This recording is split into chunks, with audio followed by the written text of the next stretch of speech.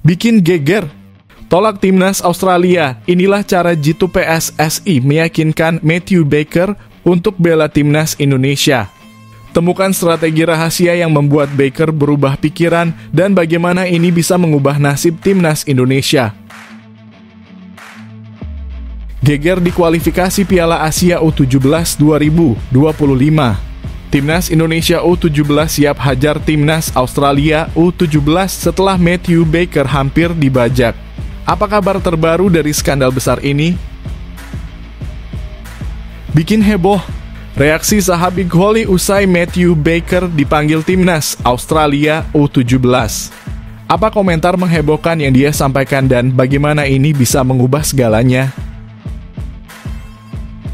Breaking news.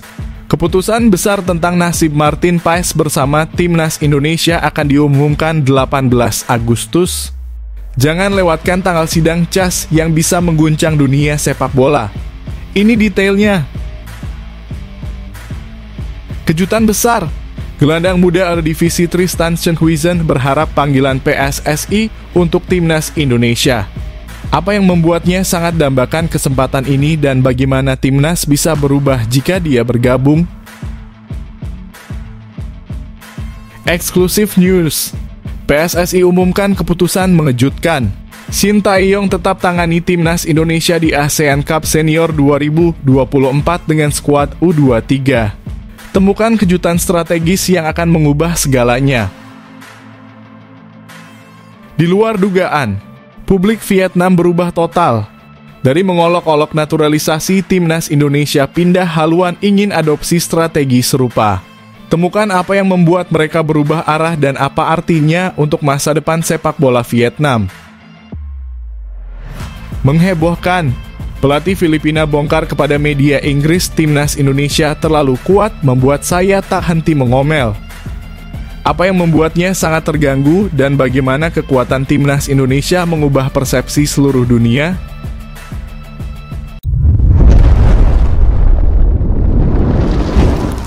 Sebelumnya mohon subscribe channel ini dulu supaya nggak ketinggalan berita terupdate timnas Indonesia. Bikin geger. Tolak timnas Australia. Inilah cara jitu PSSI meyakinkan Matthew Baker untuk bela timnas Indonesia. Temukan strategi rahasia yang membuat Baker berubah pikiran dan bagaimana ini bisa mengubah nasib timnas Indonesia. Kabar gembira bagi Sobat Garuda, Matthew Baker tetap akan membela timnas Indonesia U16 meskipun sebelumnya sempat diklaim oleh timnas Australia U17. Kabar ini disampaikan oleh anggota Komite Eksekutif PSSI, Arya Sinulinga. Arya Sinulinga membagikan surat pemanggilan yang ditujukan kepada klub Australia, Melbourne City, yang meminta agar Matthew Baker dilepas untuk bergabung dengan timnas Indonesia U16. Surat tersebut dikirim pada Selasa lalu dan ditandatangani oleh Sekjen PSSI Yunus Nusi. Dalam surat itu, PSSI meminta agar Matthew Baker bergabung dengan timnas Indonesia U16 mulai 11 Agustus 2024. Matthew Baker yang menjadi pilar penting bagi timnas Indonesia U16 di Piala AFF U16 2024 akan kembali memperkuat tim. Pemain berusia 15 tahun ini telah tampil dalam 4 pertandingan di turnamen tersebut, 3 diantaranya sebagai starter. Matthew Baker akan tetap bergabung dengan pemusatan latihan kita pada 11 Agustus 2024 di Bali, sesuai dengan undangan dari kami, ujar Arya kepada wartawan. Lebih lanjut, Arya menjelaskan bahwa tim PSSI telah berbicara dengan keluarga Matthew Baker dan mereka berkomitmen untuk tetap mendukung Matthew bermain bersama timnas Indonesia U16. Tim PSSI sudah berbicara dengan keluarganya dan mereka berkomitmen untuk tetap bersama timnas Indonesia U16, kata Arya menambahkan. Timnas Indonesia U16 tergabung dalam grup G kualifikasi Piala Asia U17 2025 bersama tuan rumah Kuwait, Australia, dan Kepulauan Mariana Utara. Sebelumnya, media sosial sempat heboh ketika Australia mengumumkan daftar pemainnya untuk 3 pertandingan uji coba dalam waktu dekat.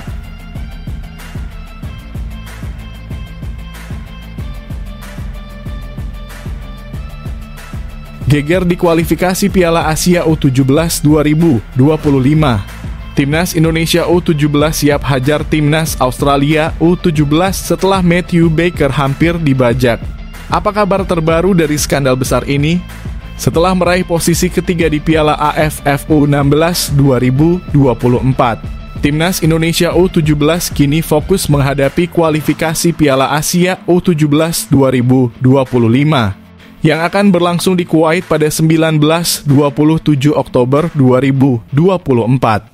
Persiapan tim dimulai dengan pemusatan latihan di Bali pada 11 Agustus hingga 1 September 2024, kemudian dilanjutkan di Jakarta dari 1 hingga 15 September 2024. Lokasi latihan setelah itu masih belum ditentukan, tetapi kemungkinan besar akan dilakukan di luar negeri untuk memaksimalkan persiapan.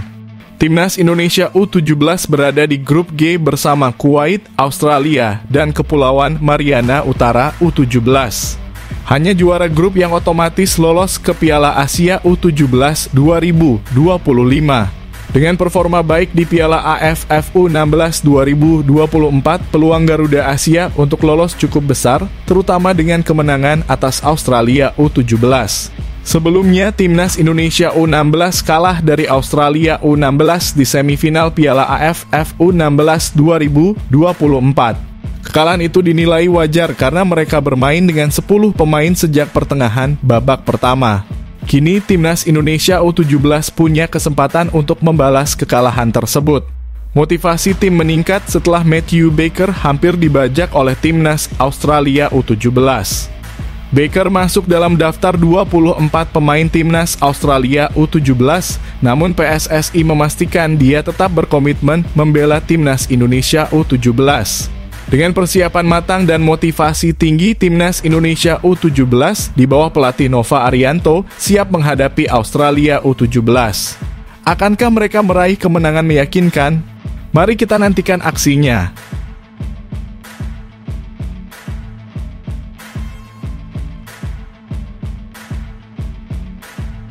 Bikin heboh.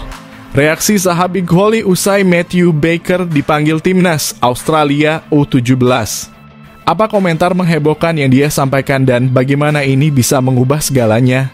Pemain Timnas Indonesia U16 Zahabi Ghali menunjukkan reaksinya setelah mengetahui bahwa rekan setimnya Matthew Baker juga mendapat panggilan untuk membela Timnas Australia U17. Ghali berharap Matthew Baker tetap bertahan di Timnas Indonesia U16 dan tidak menerima panggilan dari Timnas Australia U17. Matthew Baker dipanggil untuk bergabung dengan Timnas Australia U17 bersama 23 pemain lainnya. Dia akan ikut serta dalam beberapa pertandingan uji coba bersama skuad muda Australia tersebut. Sebelumnya, Baker telah tampil membela Timnas Indonesia U16 dalam ajang Piala AFF U16 2024. Di turnamen tersebut, Baker menunjukkan kemampuannya sebagai bek kiri di bawah bimbingan pelatih Nova Arianto. Penampilan impresif Baker tidak luput dari perhatian Timnas Australia U17 yang kemudian memanggilnya untuk bergabung. Namun Zahabi Ghali berharap agar Baker tidak menerima panggilan tersebut dan tetap bermain untuk Timnas Indonesia U16. Ghali merasa bahwa Baker memiliki potensi besar yang bisa terus dikembangkan bersama Timnas Indonesia. Meskipun Ghali belum berkomunikasi langsung dengan Baker setelah Piala AFF U16 2024, dia sudah mendengar kabar tentang panggilan dari Timnas Australia U17. Ghali berharap Baker tidak memenuhi panggilan tersebut dan memilih untuk tetap bermain di Timnas Indonesia. Indonesia saja. Berharap bisa main bersama sampai Timnas Indonesia senior, kata Ghali ketika ditemui media Rabu kemarin.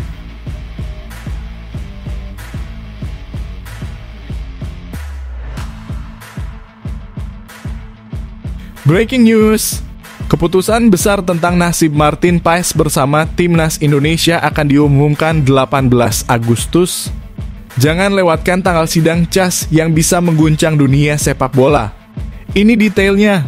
Kiper Bru keturunan Indonesia Martin Paes akan menghadapi sidang di Pengadilan Arbitrase Olahraga atau CAS pada Kamis 15 Agustus 2024. Hasil sidang tersebut yang akan diumumkan pada Minggu 18 Agustus 2024 akan menentukan apakah kiper berusia 25 tahun ini bisa memperkuat Timnas Indonesia.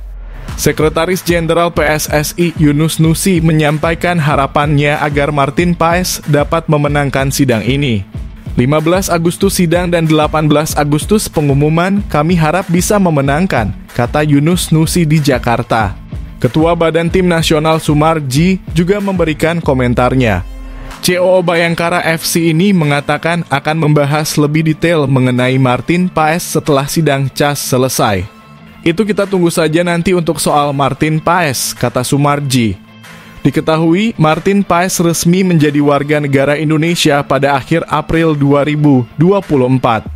Namun proses perpindahan federasi dari Federasi Sepak Bola Belanda ke PSSI belum selesai.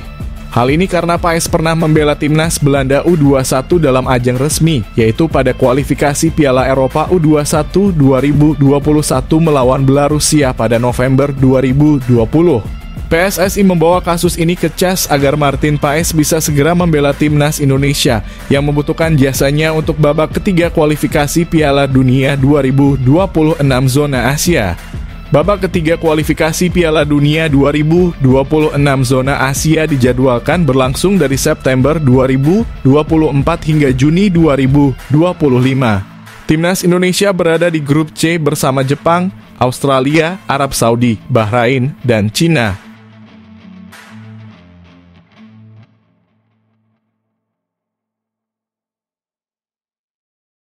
Kejutan besar. Gelandang muda Eredivisie Tristan Sjenhuisen berharap panggilan PSSI untuk timnas Indonesia. Apa yang membuatnya sangat dambakan kesempatan ini dan bagaimana timnas bisa berubah jika dia bergabung? Setelah Rafael Struijk dan Jay Edzes sukses bersama timnas Indonesia, kini giliran Jens Raven yang mencatatkan namanya dalam sejarah Piala AFF U19 2024. Jens Raven yang baru saja menjadi warga negara Indonesia memainkan peran kunci dalam kemenangan timnas Indonesia U19 atas Thailand di final. Golnya di menit ke-18 memastikan timnya meraih juara, mengulangi kesuksesan yang diraih Garuda Muda pada tahun 2013. Sebelumnya, beberapa pemain naturalisasi seperti Rafael Struijk, Jay Edzes, Ivar Jenner, dan Justin Hubner telah meraih pencapaian signifikan, termasuk lolos ke babak 16 besar Piala Asia Senior, semifinal Piala Asia U23, dan melaju ke putaran ketiga kualifikasi Piala Dunia 2026 zona Asia. Kini timnas Indonesia akan segera kedatangan calon pemain naturalisasi baru, Tristan Sjenhuisen, yang juga keturunan Indonesia dari Belanda. Lahir pada 12 Juli 2004, Tristan saat ini bermain untuk Fortuna Sittard di Eredivisie dan diperkirakan akan naik ke tim senior musim depan. Sebagai gelandang, Tristan dikenal karena kemampuan tempurnya yang solid, postur tinggi 177 cm, serta kemampuannya dalam memberikan umpan yang akurat. Dia juga memiliki naluri mencetak gol yang kuat. Menyadari darah Indonesia yang mengalir dalam dirinya, Tristan merasa terdorong untuk bergabung dengan timnas Indonesia seperti yang telah dilakukan Rafael Struijk dan rekan-rekannya. Tristan menyampaikan keinginannya untuk membela timnas Indonesia melalui kanal YouTube Yusa Nugraha. Dia mengungkapkan minatnya mengikuti perkembangan timnas Indonesia dan berharap mereka bisa lolos ke Piala Dunia. Meskipun hingga saat ini belum ada komunikasi resmi dengan PSSI, Tristan siap jika PSSI menghubunginya. Saya belum mendengar apa-apa dan aku juga belum kontak dengan mereka.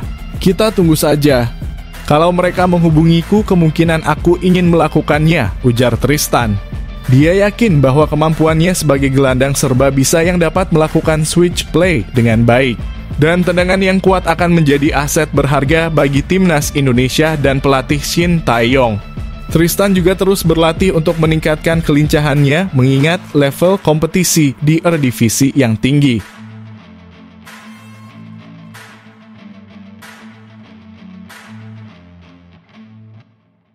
Eksklusif News.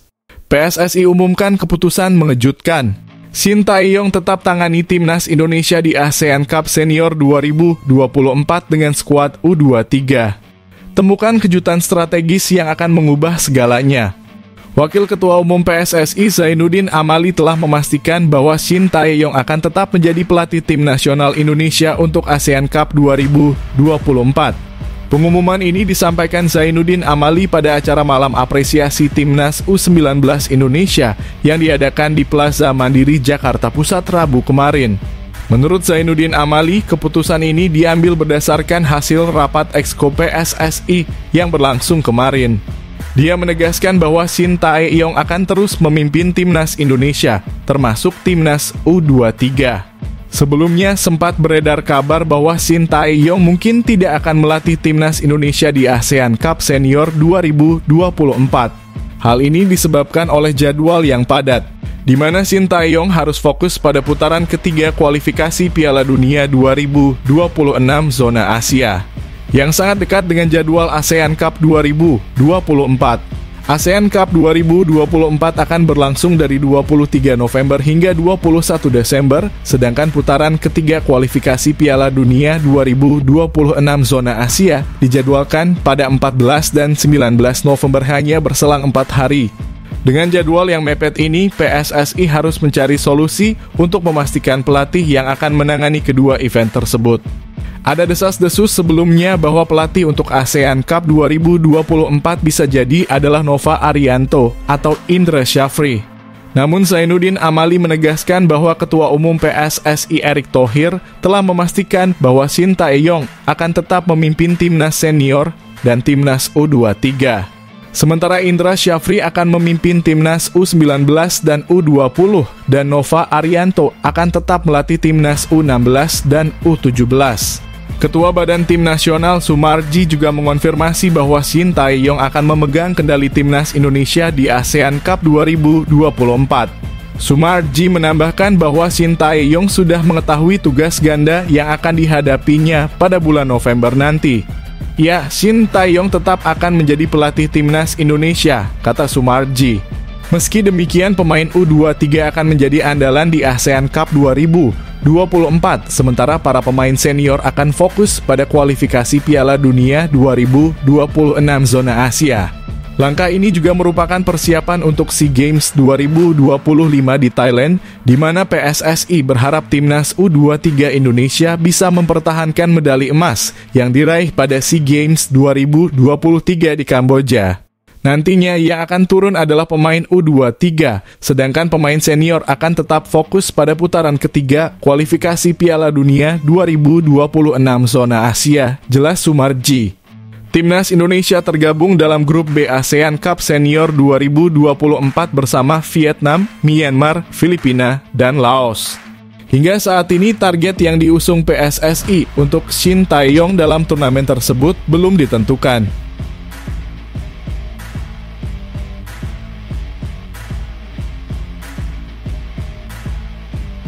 Di luar dugaan, publik Vietnam berubah total.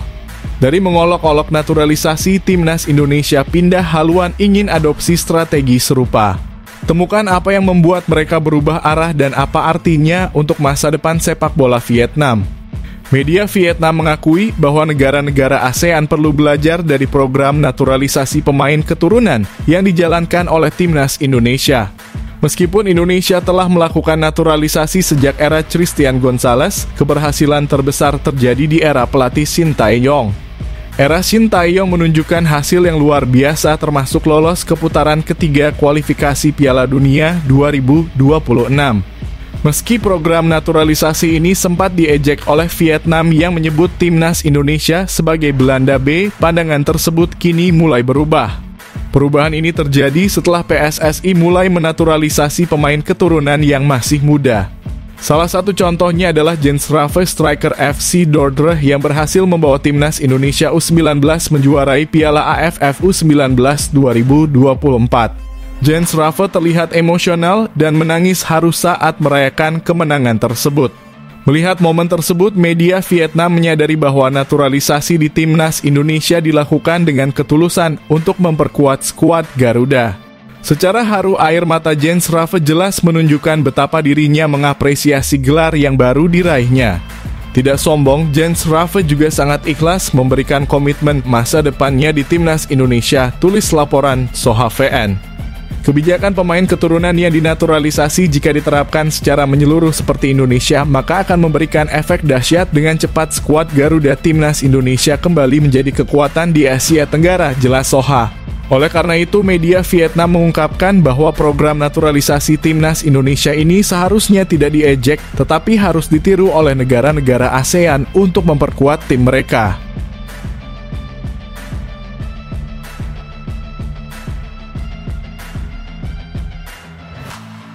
Terungkap jelas, pelatih Cina akui sudah menyiapkan taktik jitu untuk menghadapi Timnas Indonesia. Apa rahasia strategi yang dapat mengubah pertandingan dan bagaimana Timnas Indonesia akan menghadapinya? Timnas Indonesia akan menghadapi Cina pada putaran ketiga kualifikasi Piala Dunia 2026 zona Asia. Pelatih Cina Branko Ivankovic mengungkapkan strategi yang akan diterapkannya menjelang pertandingan tersebut. Tim asuhan Branko Ivankovic dijadwalkan bertemu dengan Timnas Indonesia 2 kali di putaran ketiga ini. Pertandingan pertama akan berlangsung pada 15 Oktober 2024 dengan Cina sebagai tuan rumah. Menjelang laga ini, Ivankovic menyatakan bahwa ia telah menganalisis kekuatan dan kelemahan timnya secara mendalam. Setiap aspek dari tim Cina akan dimaksimalkan untuk mengalahkan Indonesia. Saat menghadapi tekanan dari lawan seperti Indonesia, para pemain harus berani bergerak dan melawan. Kami juga menilai apakah para pemain memenuhi persyaratan taktik, apakah keterampilan mereka memadai, kemampuan berlari mereka, serta kemampuan mereka dalam duel 1 lawan 1, kata Ivankovic. Dikutip dari Sport Sina Media, Ivankovic juga menyatakan keinginannya untuk menggunakan banyak pemain muda dalam timnya untuk putaran ketiga kualifikasi Piala Dunia 2026. Dia pun menegaskan bahwa kondisi timnya saat ini sangat baik dan penuh semangat untuk menghadapi tantangan tersebut. Untuk babak selanjutnya, saya akan terus memanfaatkan pemain-pemain muda berkualitas. Kami tidak hanya mempersiapkan diri untuk Piala Dunia 2026, tetapi juga untuk Piala Asia 2027, tambah Ivankovic. Dia juga menekankan bahwa para pemainnya saat ini menunjukkan semangat, keberanian, dan kerja keras di lapangan. Ivankovic berharap timnya bisa menunjukkan keinginan untuk menang dan tidak gentar menghadapi siapapun. Bagi Timnas Indonesia, Cina adalah lawan yang sudah akrab. Kedua tim telah bertemu sebanyak 17 kali sepanjang sejarah. Namun, catatan pertemuan Garuda dengan Dragon Team tidak begitu baik. Pertemuan terakhir mereka terjadi pada kualifikasi Piala Asia 2015 pada 5 November 2013 di mana Cina berhasil menang 1-0 atas Indonesia. Cina sendiri baru sekali lolos ke Piala Dunia, yaitu pada tahun 2002 di bawah asuhan Bora Milutinovic.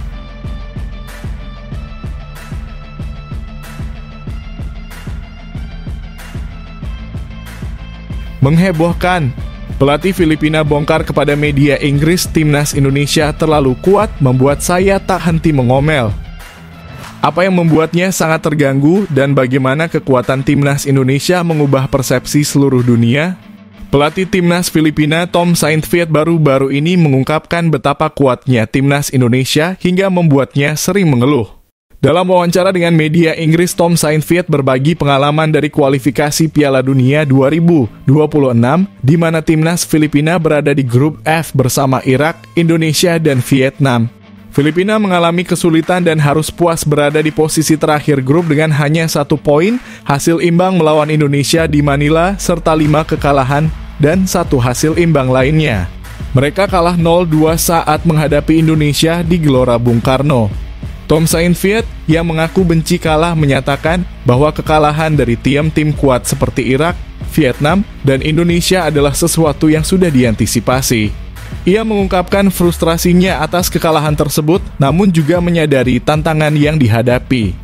Saya benci kekalahan, tapi itu sudah diprediksi, kata Tom Saintfiet. Kami bermain melawan tim kuat seperti Irak, Vietnam, dan Indonesia yang memang sulit dihadapi. Saintfiet mengaku sering mengeluh karena kesulitan yang dihadapi, namun ia tetap optimis tentang masa depan. Ia berencana membangun tim yang lebih muda dan kompetitif dengan memanfaatkan bakat pemain muda yang tersebar di seluruh dunia. Meskipun mengecewakan, kami sedang membangun tim dengan pemain-pemain muda dan berpotensi, ujar Tom Saintfiet. Kami perlu waktu untuk mengintegrasikan pemain baru dan berkembang. Tom Saintfiet juga menyebutkan bahwa Filipina memiliki banyak bakat dari berbagai penjuru dunia. Meski harus menggabungkan berbagai kebiasaan, ia tetap percaya bahwa timnya bisa tampil lebih baik di Piala AFF mendatang dengan skuad baru. Kami menjangkau pemain dari Eropa, Amerika Utara, dan berbagai tempat lainnya, kata Tom. Ini adalah campuran yang beragam dan membutuhkan waktu untuk membangun koneksi. Ia juga berencana mengadakan kamp pelatihan dan pertandingan persahabatan untuk mengembangkan tim dan yakin bahwa Filipina akan berada di jalur yang benar untuk bersaing di turnamen mendatang.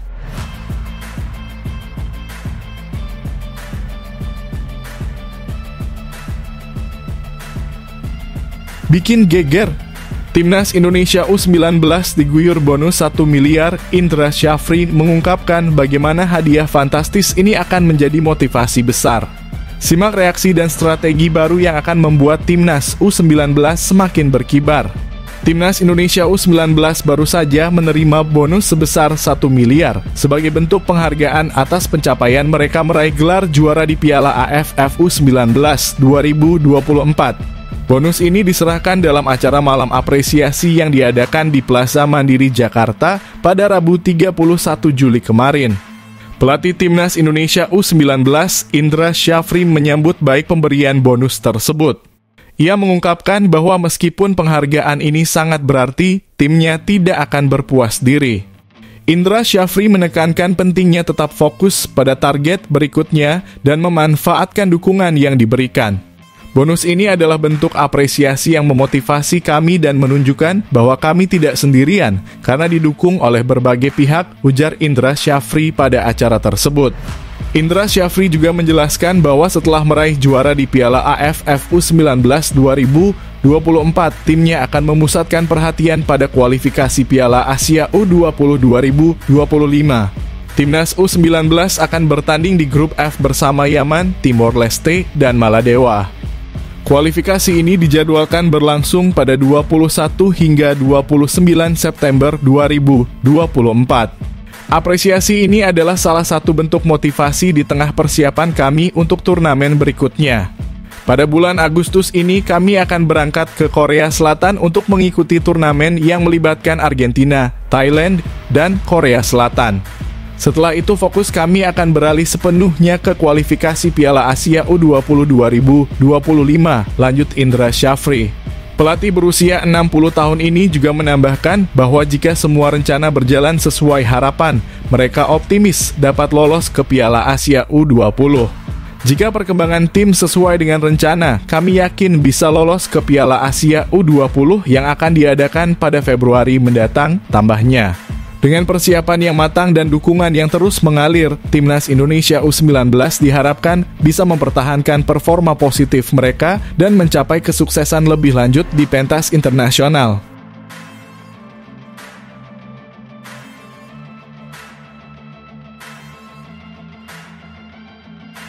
PSSI mengungkap keistimewaan hebat. Kenapa Sintayong disebut DNA Asia dan Indra Syafri DNA ASEAN? Temukan strategi rahasia di balik penunjukan ini dan bagaimana kombinasi kekuatan ini akan membawa Timnas Indonesia ke level berikutnya. Dengan keberhasilan Indra Syafri menjuarai ASEAN Cup U19 2024, PSSI memiliki keistimewaan memiliki pelatih dengan DNA ASEAN. Keberhasilan Timnas U19 Indonesia menjuarai ASEAN Cup U19 2024 memberikan keistimewaan tersendiri bagi PSSI. Indra Syafri dianggap memiliki DNA ASEAN berkat pencapaiannya di kancah sepak bola Asia Tenggara. Titel ASEAN Cup U19 2024 merupakan gelar keempat yang diraih Indra Syafri di level ASEAN. Sebelumnya, ia telah menjuarai turnamen yang dulu dikenal sebagai Piala AFF U19 sebanyak 2 kali, yaitu pada tahun 2013 dan 2024. Selain itu, di level U22, Indra Syafri juga menjuarai Piala AFF U22 2019 dan SEA Games 2023. Ini adalah gelar keempat saya dan ini bukan target utama kami. Ini hanya sasaran antara, kata Indra Syafri setelah laga final ASEAN Cup. PSSI menargetkan kami lolos ke Piala Asia U20 2025 dan Piala Dunia U20 2025. Kami harus bekerja keras lagi dan saya yakin bisa membawa tim ini ke sana, tambah Indra. Di sisi lain, selain Indra Syafri, PSSI juga memiliki Shin Tae-yong yang memiliki DNA Asia. Meskipun belum mempersembahkan trofi juara, pelatih asal Korea Selatan ini rutin meloloskan timnas Indonesia untuk berlaga di level Asia. Shin Tae-yong telah membawa timnas senior Indonesia lolos ke Piala Asia 2023 dan Piala Asia 2027. Dia juga membawa timnas U19 Indonesia ke Piala Asia U20 2023 dan timnas U23 Indonesia ke Piala Asia U23 2024. Di turnamen terakhir, timnas U23 Indonesia bahkan melaju ke semifinal dengan mengalahkan Korea Selatan. Dengan demikian, PSSI memiliki keistimewaan memiliki dua pelatih spesialis, Indra Syafri untuk turnamen level ASEAN dan Shin Tae-yong untuk level Asia.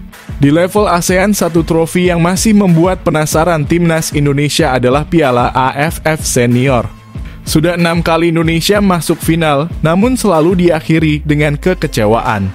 Kesempatan untuk merebut trofi itu datang lagi tahun ini dengan diadakannya Piala AFF Senior 2024 yang berganti nama menjadi ASEAN Cup 2024.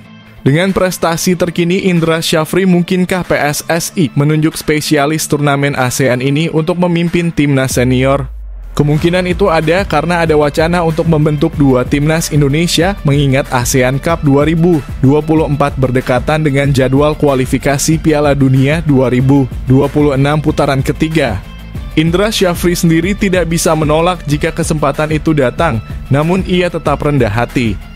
Ini adalah peluang besar. Saya tadi cukup jelas menjawab pertanyaan teman-teman, ujar Indra Syafri. Sebagai warga negara Indonesia yang baik dan saya hanya bisa bekerja di sepak bola. Apapun yang ditugaskan oleh PSSI, tentu tidak bisa saya tolak. Tapi saya juga harus tahu diri dan mengukur kemampuan, jangan merasa paling hebat hanya karena pernah juara, jelas Indra Syafri.